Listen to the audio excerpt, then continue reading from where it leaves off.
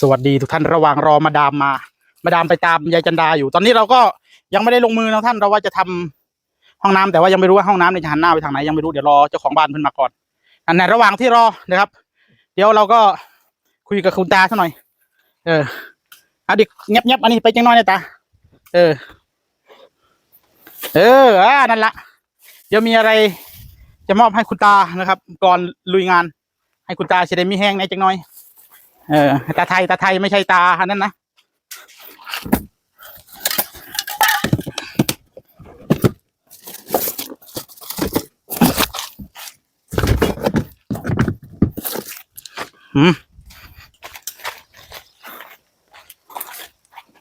สิเสียดก่อนบอกตา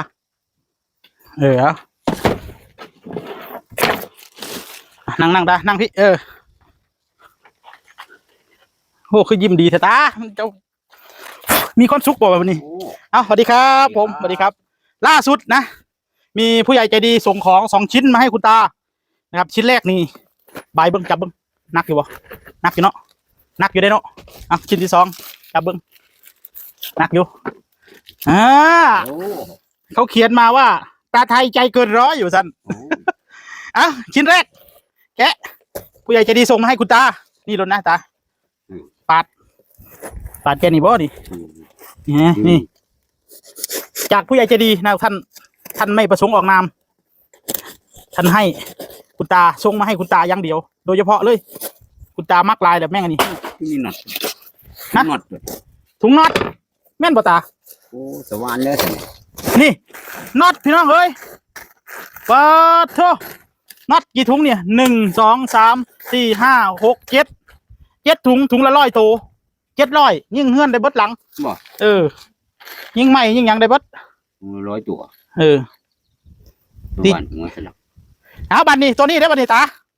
ผู้ใหญ่จะดีให้ตาเลยนี่เอาแกะเบิ้งบัตรนี่พี่น้องเอ้ยจะว่าเป็นยังสว่านแม่นบ่มีน็อตต้องเป็นสว่านมีน็อตมันต้องมีสว่านตาว่าคือยิ่งเลยเนี่ยแม่นบ่ตามันคือสว่านบ่โตเปิดออกมาโชว์โอ้ยสว่านรุ่นเดียวกันกับของผมเลยพี่น้องของแท้ทุกท่านหัวเล็กยังดีตัวนี้มือแนวจับนี่เล็กยังดีของข่อยยังเป็นพลาสติกอยู่แบต2 ก้อนพี่น้องเฮ้ยแบตตัวนี้มันใส่เลื่อยไฟฟ้าได้เลยใส่น้ำกันได้อันนี้แสดงตัวนี้บอกหน้าชีหน้าชีประมาณ6-7 แอมป์นี่แหละซ้ำๆกันนั่นแหละชิ้นใหญ่กว่าของเลื่อยไฟฟ้าน้อยนึงเนาะนี่ฮัดแบตลองเบิ่งกันนะนี่แบตอยู่บ่ตัวนั้นคือมีแบบมิตรลีใช่ตาจักแล้วโอ้แสดงว่าตัวนี้แบตบ่มีเนาะตัวนี้แสดงว่าตัวนี้ต้องชาร์จแบตก่อนนี่ตัวนี้แบตหมดนี่ค่อยว่านี่เขาบ่ได้ชาร์จมานี่เห็นบ่มิตรลีอยู่บ่อยู่วงชาร์จทดลองเลยบัดนี้เอามือชาร์จเฮือนพุ่นสามารถใส่น้ำกันได้หมดกับเลื่อยนะคันแบตตัวนี้หมดก็เอาซุ่มนั่นใส่ก็ได้หลายตื่นตัวนั้นเท่าไหร่6 ก้อน7 8ก้อนบัดนี้ใส่เข้าไปเดี๋ยวสิเอาไปใช้เลื่อยก็ได้แบตนี่ลองบายจับเบิ่งกันนะตาคุณก็ซื้อของแพงมาให้สว่านไฟฟ้าพี่น้องสว่านไร้สายนี่ของแถมเขาก็จะแถมตัวอ่อนมาให้นี่เวลาเขาสิเจาะมองมุมที่มันอันนี้นะมุมที่มันเลี้ยวซ้ายเลี้ยวขวานะ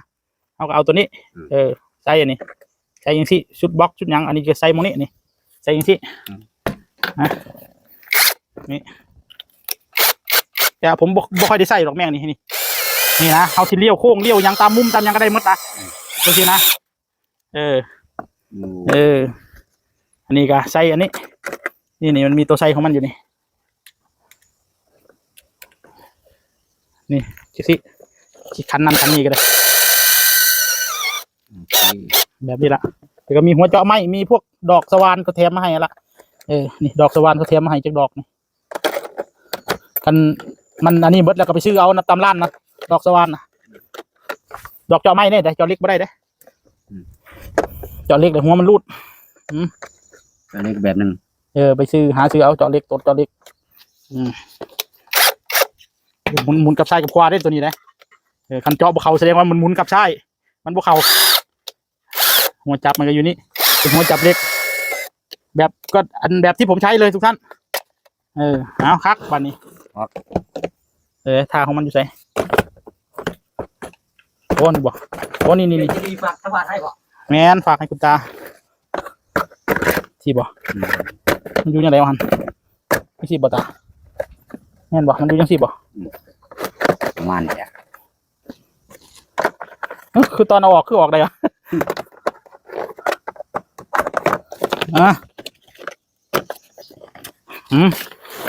ลองปิดเบิ่งดูบ่นี่แม่นบ่อยู่ที่สิบ่วะแม่นเนาะสิบ่จังซี่เอ้า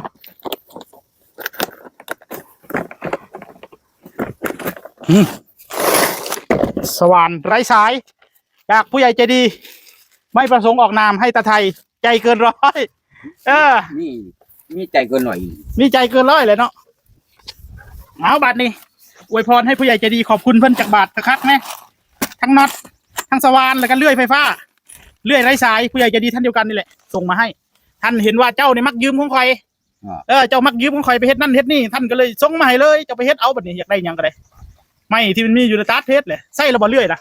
ยัง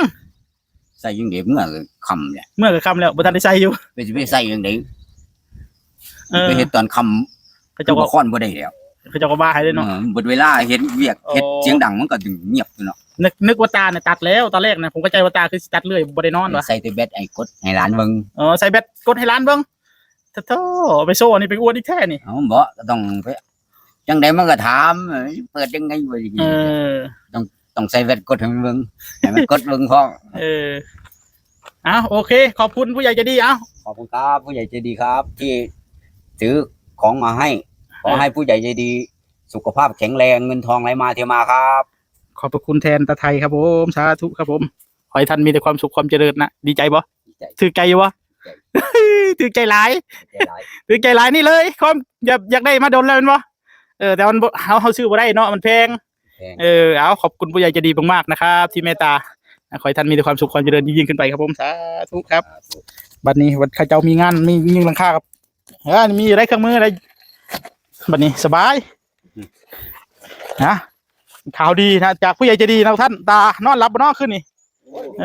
เรื่องหลายอย่างเลยเด้ออันล็อกในได้เฮือนนะตาล็อกแล้วบัญญัติออกจากบ้านจะล็อกไหนเบิ่งนี่มีกุญแจรถ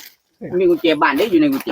ล็อกอยู่บัดนี้สว่านนี่เรื่อยแล้วบัดย่านหายนะคันบ่ล็อกนะบ่ได้ห่วงย่านหายร้านตัวน้อยมันดื้อมันเข้าไปเล่น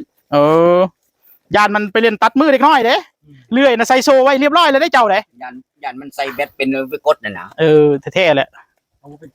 แสดงว่าตอนเจ้าบ่อยู่จะถอดสูบมันออกก็ได้เอาออกซะบัญญัติที่ใส่เลี้ยงเอาสูบมาใส่หลอกบ้านอยู่เพราะว่าเดี๋ยวร้านมันไปตัดมือขาดแท้เด้เลื่อยไม้นะมันตัดถึงน้อยเดียวกัน